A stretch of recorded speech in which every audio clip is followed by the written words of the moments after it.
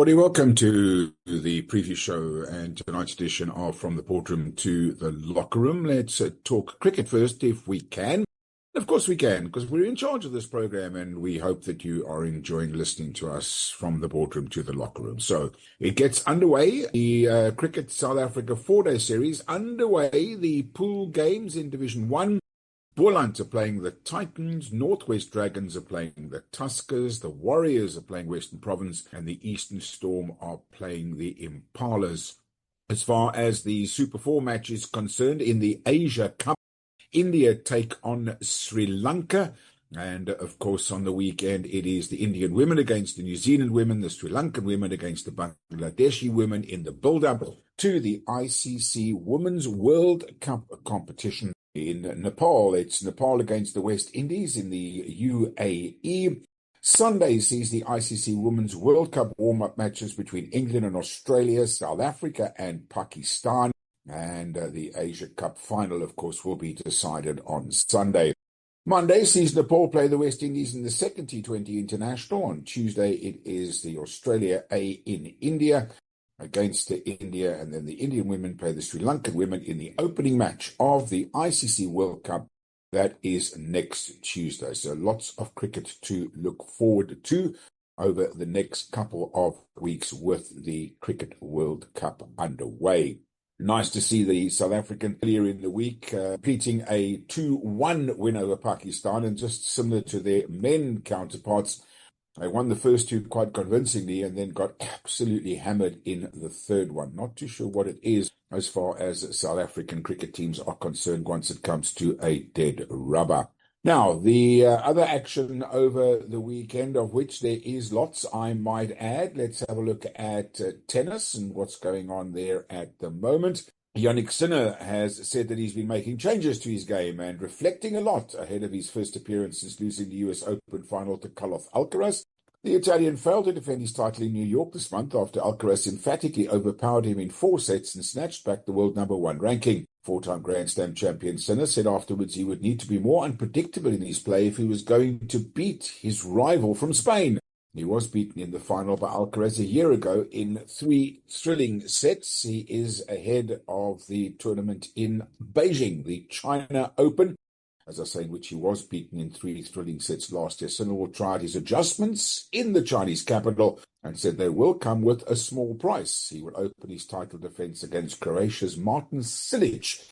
Alcaraz will not defend his crown and is instead playing in Japan this week. Other tennis news is that Alcaraz does say, and I might add with his new hairstyle, that he is expecting his great rival to come back much stronger, and he is looking forward to the threat. Now, former world number 1 Novak Djokovic will play at the Shanghai Masters event. He's back. The 4-time champ will return to Shanghai this year, said organizers, ahead of the tournament that starts on the 1st of October. The 24-time Grand Slam champion has not played in an official match since his defeat in the semi-finals of the US Open earlier this month. Following that loss, the 38-year-old remained vague about his schedule for the end of the season, having played significantly fewer tournaments this year than in previous years. He is still the world number 4. He's only committed to playing the 250 event in Athens from the 2nd to the 8th of November, which has replaced the Belgrade tournament on this year's calendar. His participation in the Paris Masters and the ATP Finals, 2 big tournaments scheduled after Shanghai, is yet to be confirmed. Djokovic has won the Shanghai tournament in 2012, 2013, 2015 and 2018. And qualifier Alejandro Tabilo saved 2 championship points in stunning top seed Lorenzo Musetti in a nail-biting Chengdu Open final this week.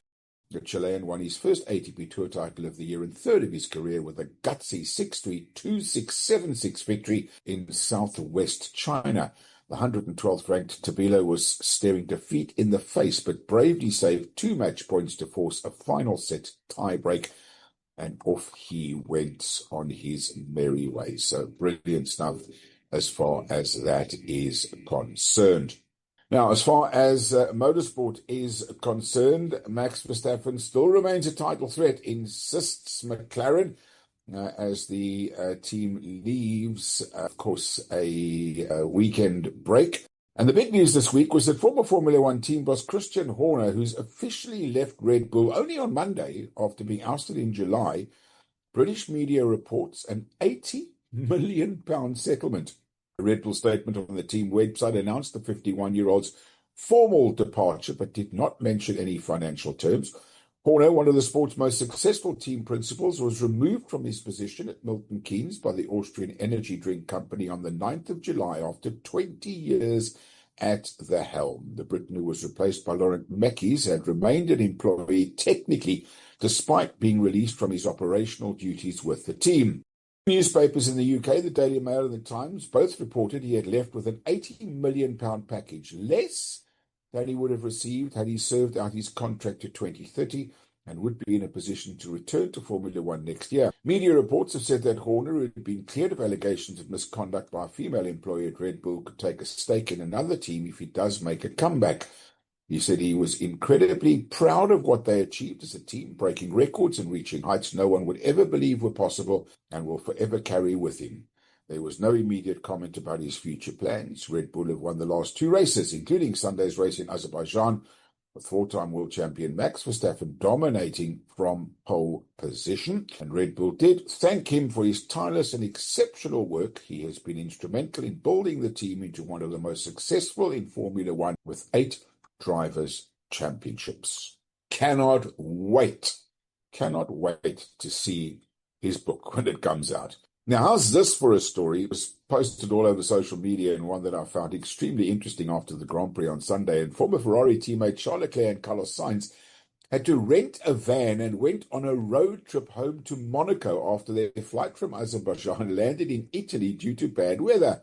Leclerc, who finished a disappointing ninth in Sunday's race in Baku, while his mate Sainz was third in Williams' first proper Formula One podium since 2017, posted a viral video of the impromptu trip on Instagram. Sainz was at the wheel and picked up the story. He says, "We were diverted for a storm. We couldn't land in Nice, so we landed in the middle of Italy, rented a van, and now they're on their way to their homes in Monaco. A 2-hour drive will make it 1 hour and a half," he joked, who lost his seat at Ferrari to 7-time world champion Lewis Hamilton at the end of last year. It was quite hilarious, the two of them in that car. And as Charles Leclerc said, it couldn't have got any worse after he came ninth and his former teammate beat him by coming third, and then he had to eat humble pie and sit in the back of a van.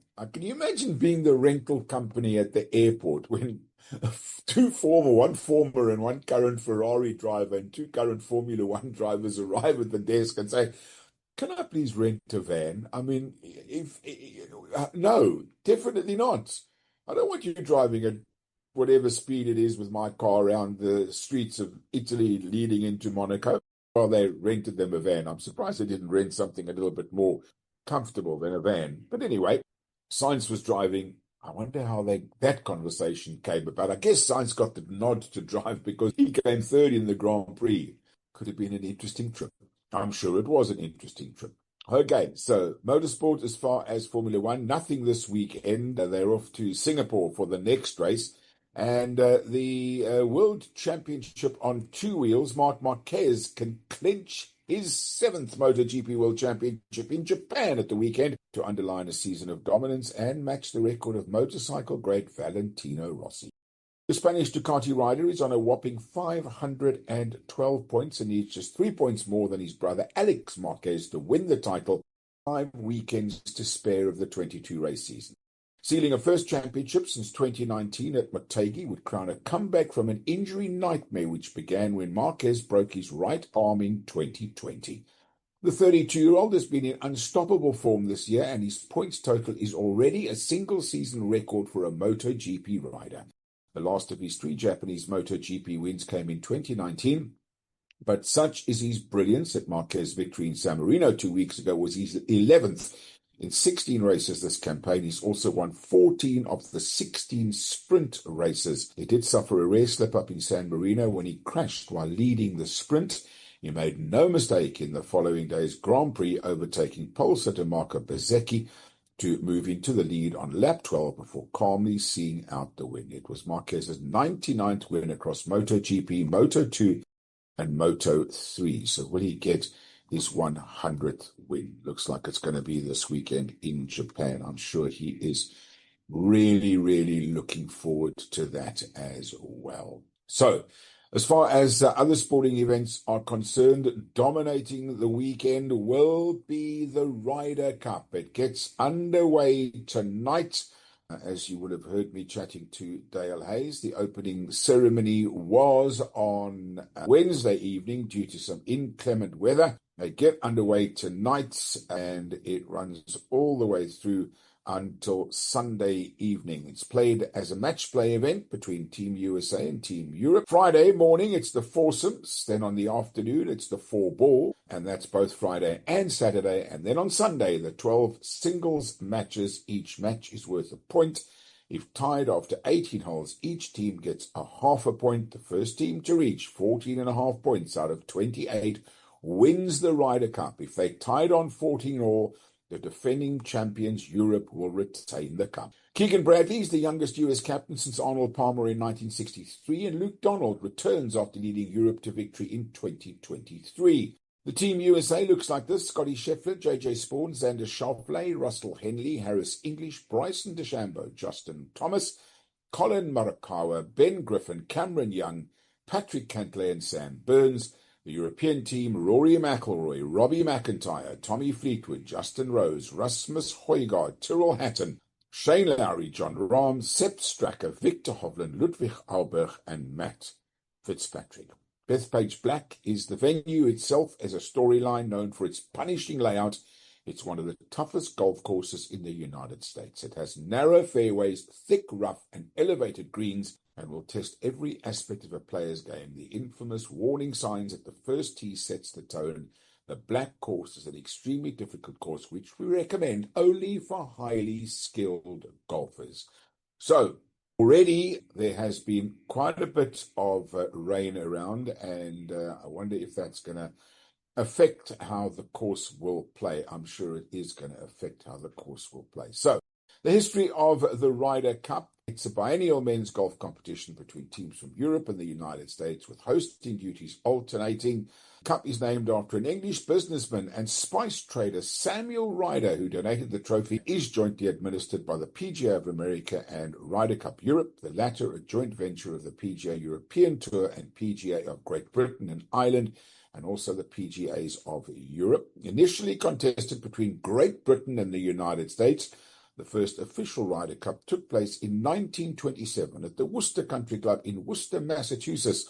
A home team won the first 5 contests after World War II. Repeated American dominance led to an extension of the team from Great Britain and Ireland to include continental Europe from 1979. From 1995 to 2014, Europe won 8 out of the 10 Ryder Cups. In the Ryder Cup, competing professionals used to receive no money. Now it's become a bone of contention, with the Americans getting $500,000 each to play, of which $300,000 goes to a charity of their choice and the other $200,000 goes to themselves. So on the 27th September 1920, Golf Illustrated wrote a letter to the Professional Golfers Association of America suggesting that a team of 12 to 20 American professionals be chosen to play in the 1921 Open Championship to be financed by popular subscription.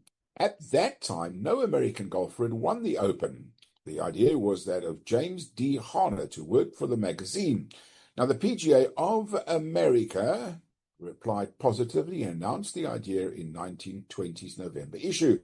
The fund was called the British Open Championship Fund, and by the following spring, the idea had been firmed up. A team of 12 would be chosen who would sail in time to play in a warm-up tournament at Glen Eagles. The Open at St Andrews 2 weeks later, a team of 12 was chosen by PGA President George Sargent and PGA Secretary Alex Perry, with the assistance of the USGA Vice President Robert Gardner. A team of 11 sailed from New York on the RMS Aquitania with James Harnett. The idea for a 12-team international match between American and Great Britain professionals was reported in the Times on the 17th of May, and that is pretty much the history. In 1926, the American professional golfers travelled to Britain to compete in the Open at Wentworth.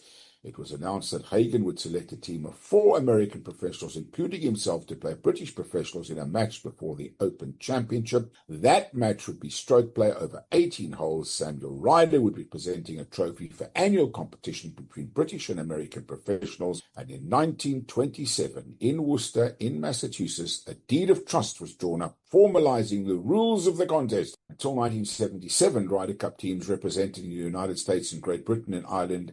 In 1979, players from continental Europe have been eligible to join representing Team Europe. And by golly, they have been so good so far. The captains always select the players and chose the playing order in each group of matches. When the contest involves 36-hole matches, it was usual for the captains. But now, the US have only had non-playing captains, Walter Hagen in 37 and Ben Hogan in 1949, while Great Britain had non-playing captains in 33, 49, 51 and 53.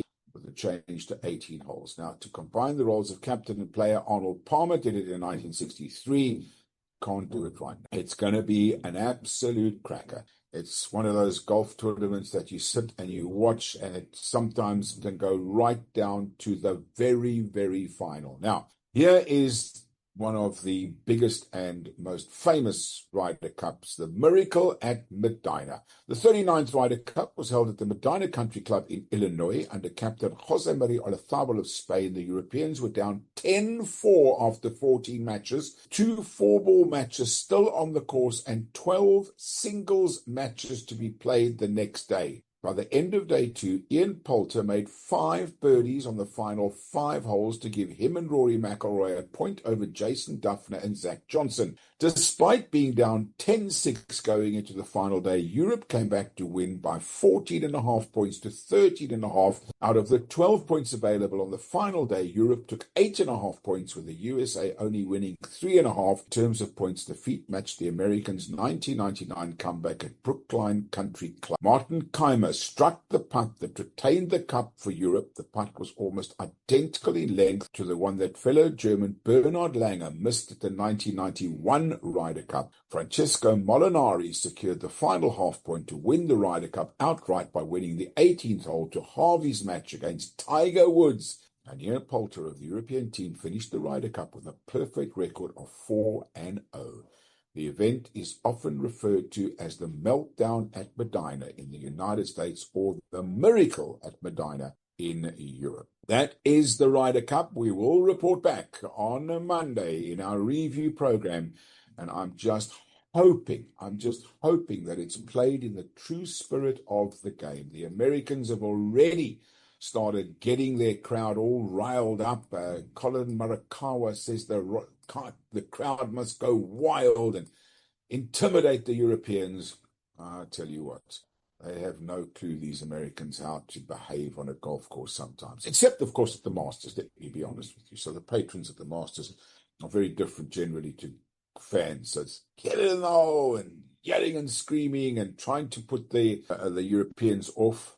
I guess my money this year is on the Europeans. Going to be a tough task, but I hope that the fans and certainly the players play it in the spirit that it is intended. That, of course, the Ryder Cup coming up, Europe against the USA over the next 3 days of golfing competition. Right, there was lots of football during the course of this week. We'll get to that in a moment. Let's talk rugby, shall we? Because it's a lot happening this weekend. International rugby, World Cup rugby, as well, of course, as action on the rugby fields around the world, and the United Rugby Championship gets underway as well. Let's have a look at the full schedule of fixtures for rugby coming up this weekend. And it is starting off with the United Rugby Championship, and that's at 7 o'clock this evening when the Stormers take on Leinster. Ulster at 9:05 play the Dragons, and the Glasgow Warriors play the Sharks from Durban at 9:05. Tomorrow, there is plenty of United Rugby Championship action starting at 2 o'clock when the Bulls take on Ospreys. 4:05, Zebras take on Edinburgh. Llanelli Scarlets take on Munster at 6:30. Connacht play Benetton at 9:15, as do Cardiff play the Lions from South Africa, the beaten Currie Cup finalists from last weekend. Chile take on Samoa at 9:30 as well. And then, of course, international rugby this weekend at 7:05 on Saturday morning. It's the All Blacks against Australia in the Bledisloe Cup at the Fortress Eden Park in Auckland. The All Blacks coming off that smarting and massive beating by South Africa. They will be looking for a vengeance. Big time, big time. And that, of course, Australia will be looking to beat them at Eden Park for the first time in forever. And then at 5:10, once South Africa and Argentina know the result of the New Zealand-Australia game, which I would love to see end in a draw, to be perfectly honest with you. I don't think it will happen. But hey, stranger things have happened. New Zealand-Australia, and then Springboks against Argentina at 5:10. Kings Park in Durban will be the venue for that game. Currently, the Springboks are second on the log with 10 points. Argentina fourth on the log with 9 points. Topping the table are Australia with 11 by virtue of their bonus points. And then the Springboks second, New Zealand third, and Argentina in fourth. But anything can happen this weekend. Any one of those four teams could be on the top of the Rugby Championship log with one round of fixtures to go after this weekend. And Rassie Erasmus, the Springbok coach, made some interesting changes again this week to his team. Full team looks like this. Damian Willemse will start at fullback, Cheston Colby on the wing, along with Ethan Hooker on the other wing. At centre, Kanan Moody and Damian De Allende. Sasha Feinberg and Ngomazulu comes in place of Madi Libok, who drops down to the bench. Kobus Reinach at 9. And then this magnificent loose forward trio of Jasper Visser, Peter Steph Tutoy, and the captaincy of Kolisi. Ruan Nokia, Eben Etzebeth will be locking the scrum behind Thomas Tutoy, Malcolm Marks, and Ox Inche. On the substitutes bench, Jan Hendrik Wessels, Boan Venter, and Wilco Lowe. RG Snyman and Quagga Smith, who for me is outstanding, playing brilliant rugby this year. Morne van den Berg, Mani Libok, and Andre Esterhuizen. That's your Springbok team that will go into the match this weekend. No Andre Pollard, he's not selected for this weekend. Feinberg and Ngomazulu moves in at 10. Not Mani Libok. Interesting selection by the coach Rassie Erasmus. So we shall see how this team does. 5:10, kick-off in Durban, Kings Park. Sold out. This one, South Africa versus Argentina. And then, of course, remember, next for them, the two teams, the Springboks and Argentina, will be moving on to Twickenham in London for the of the competition. And this weekend, it also sees the Women's World Cup final. And can I predict it again, as I did last week when I predicted Canada to beat New Zealand? Can they beat England in the final? Absolutely, yes, they can. And just like South Africa's women's football team, the support from the government and the support from the union there, pathetic. Canada had to find their own way. The players had to pay their own way to get to this World Cup, and they're now in the World Cup final. The I Want to Kiss Your Sister, which I guess is an apt pun for this playoff for third and fourth is between New Zealand and France. Once again in World Cups, flattering to deceive, just like in the Men's World Cup, the French and the All Blacks, well, the Black Ferns, the women. And then, of course, Canada against England. That's the final. Twickenham in London at 5 o'clock on Saturday evening. So lots of fantastic rugby to look forward to this weekend. And then, of course, there's also great football this weekend to look forward to as well. There were a lot of matches in midweek in the Betway Premier League in South Africa, as there are lots of matches over the weekend as well. Golden Arrows play Orbit College at 3 o'clock. Polokwane City play Sekhukhune United. And then Durban City play Makhesi in the night match. And Sundowns, who lost for the first time in midweek, play Richards Bay. Sunday, Pirates against Galaxy, Siwelele against Maruma Gallants, and Chipper United against Stellenbosch FC. There's no game for Chiefs against AmaZulu. course, are in action in CAF competition. The table looks like this early in the season, but Sekhukhune United still top the table by 2 points from Sundowns, and they have a game in hand. Mamelodi Sundowns second on 18 points after 9 matches. Chiefs have got 14 points with 2 games in hand on Sundown, and Galaxy 13 points with their 7. Bottom of the table, and it's getting really close for Stellenbosch FC. High Flyers last season now just cannot get their season underway. 5 points from their 8 matches. Chippa United also have 5 from 8, and Siwelele have 4 points from their 8 matches. It's really close at the bottom.